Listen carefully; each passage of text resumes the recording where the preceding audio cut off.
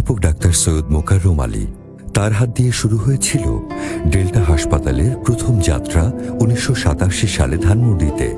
এরপর আধুনিক জেনারেল হাসপাতাল ও উন্নত ক্যান্সার চিকিৎসা ব্যবস্থা সহ বৃহৎ আকারে শুরু হয় মিরপুর 1-এ। বাংলাদেশে প্রথম ক্যান্সার চিকিৎসায় বেসরকারিভাবে ডেল্টা হাসপাতালে চালু হয় রেডিওথেরাপি মেশিন।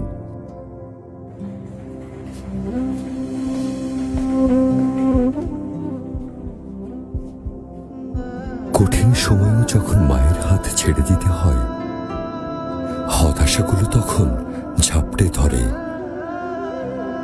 মনে পড়ে মায়ের যত্নেই ছিল আমাদের প্রথম চিকিৎসা। প্রতিটি ব্যথায়, প্রতিটি সংকটে মায়ের স্পর্শেই ছিল পরম শুশ্রূষা। জীবনের সবচেয়ে অসহায় মুহূর্তগুলোতে মায়ের মতোই ভরসা হয়ে থাকে ডেল্টা হাসপাতাল।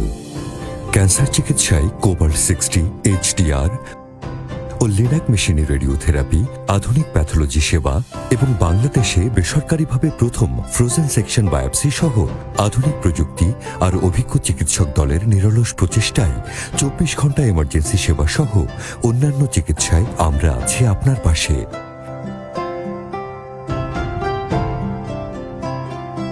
ডেল্টা হাসপাতাল, মায়ের মতোই যত্নশীল।